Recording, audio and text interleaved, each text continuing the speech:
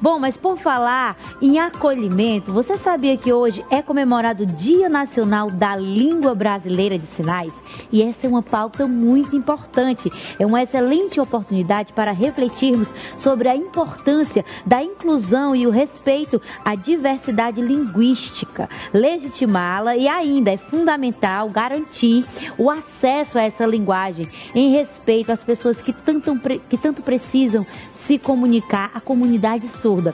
E é por isso que hoje conversaremos de uma maneira muito especial com o nosso convidado. E ele é escritor, contador de histórias, professor, conhecido como Passarinho. Ele é deficiente auditivo, com perda auditiva bilateral e começou a estudar e a se encantar com as Libras em 2006. Eu estou falando do nosso convidado, eu estou falando do Felipe. Felipe, muito bom dia. E além de tudo, um gato, né?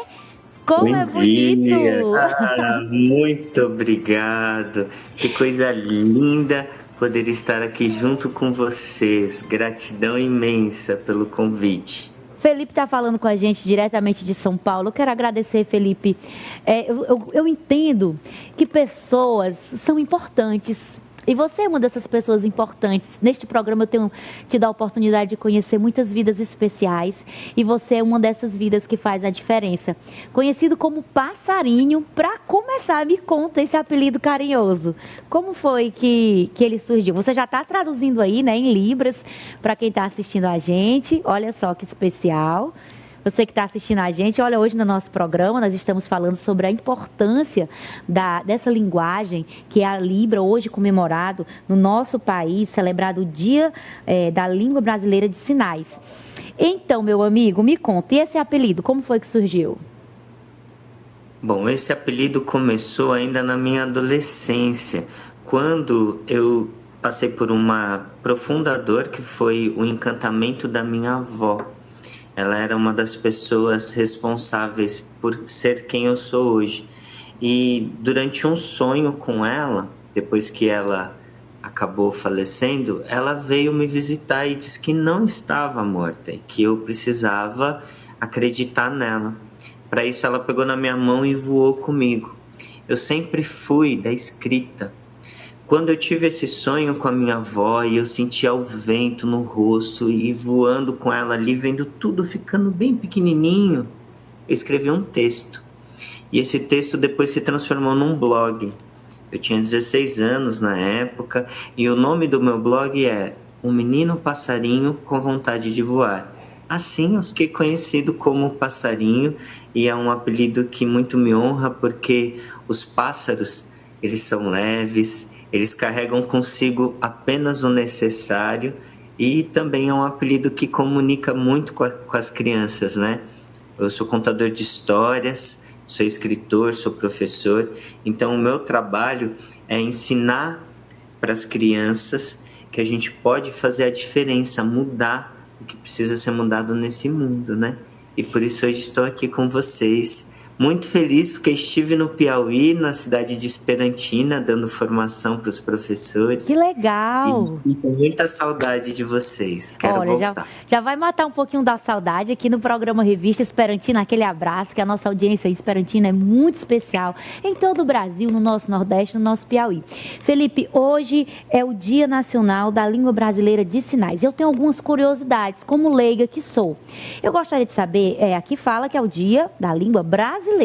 A Libras muda dependendo do país? Os sinais mudam? É como o inglês e o português? Explica pra gente.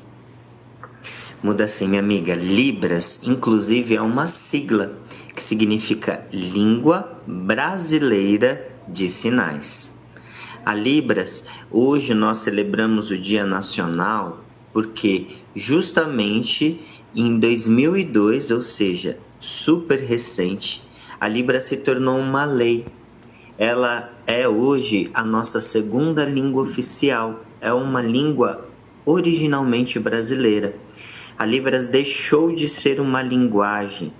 Antigamente, lá atrás, quando uma pessoa nascia surda ou quando ela tinha uma deficiência auditiva, porque existe uma diferença entre o surdo e o deficiente auditivo, eles precisavam se comunicar através dos sinais, mas não havia nada que sistematizasse isso como uma língua.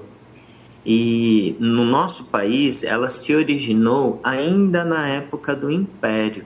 Dizem por aí que o neto de Dom Pedro nasceu surdo, que fez com que ele se sensibilizasse e trouxesse uma pessoa da França para ensinar as pessoas surdas no Brasil a língua de sinais.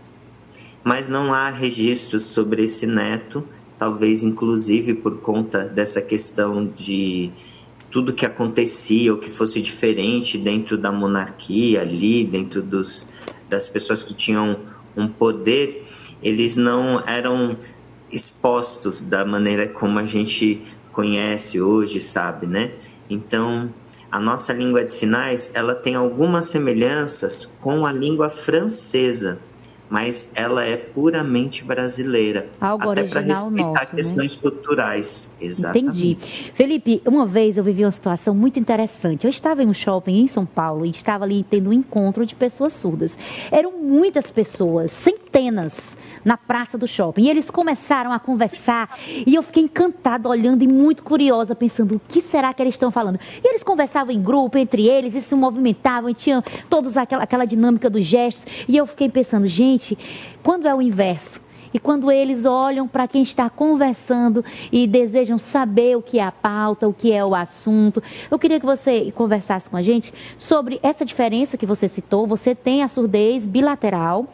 Como isso aconteceu na sua vida, se você nasceu assim, ou se foi algo que aconteceu ao longo da sua vida, e essa diferença de quem tem que você explicou para a gente, que tem uma diferença entre o surdo e o deficiente auditivo. Que você trouxesse para a gente essa clareza, por favor. Claro. Esse encontro que você presenciou é o encontro da comunidade surda. Ele acontece semanalmente em alguns pontos da cidade onde o surdo ou os deficientes auditivos vão para se comunicar, para se encontrar, para conviver. Quando a gente fala da cultura surda, a gente está falando de uma comunidade que tem características próprias. Inclusive por isso que nós entendemos a diferença entre uma pessoa com deficiência e uma pessoa surda. Vou dar o exemplo da minha pessoa.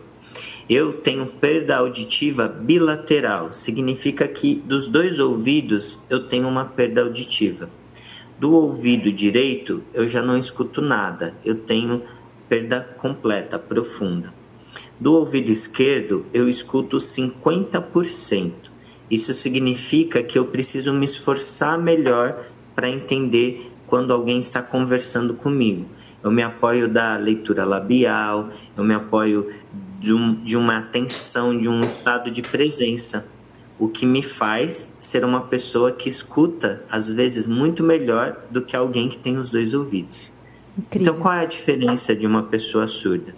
O surdo é aquele indivíduo que nasceu com a deficiência.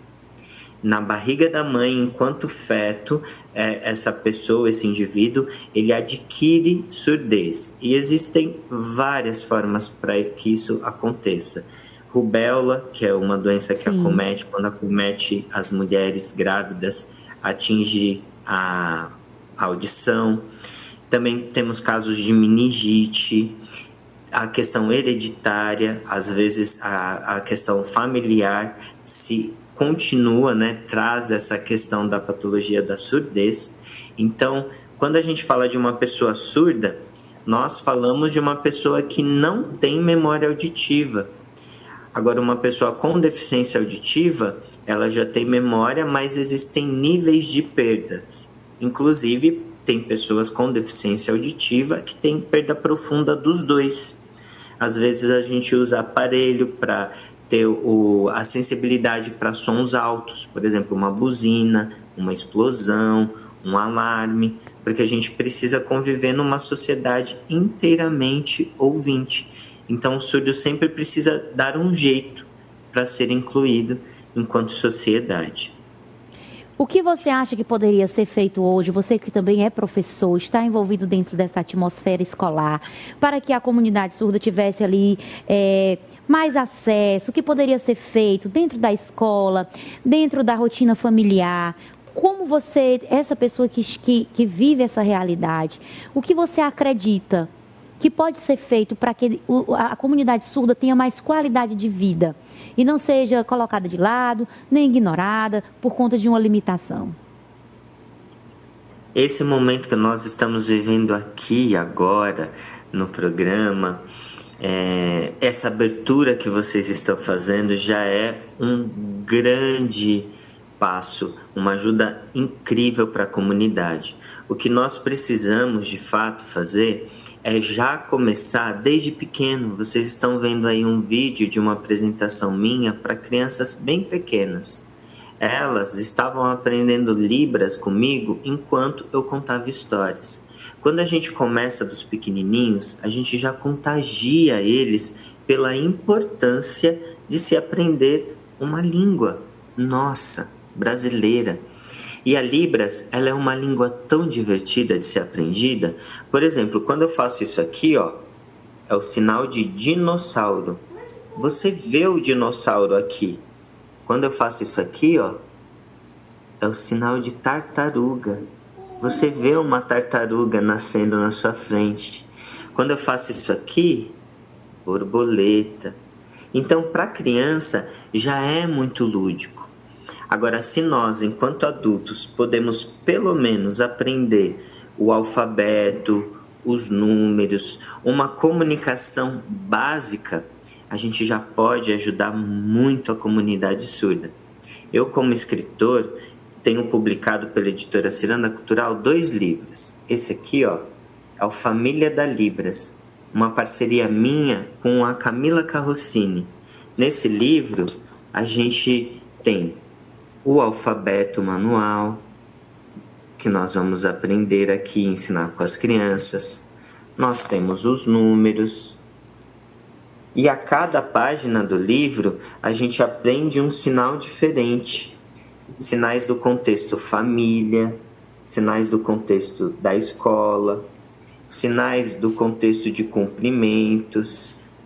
Então, quando a gente leva acessibilidade para as crianças e desperta neles um interesse, ó, tem até eu aqui dentro do livro. Ai, que lindo que ficou!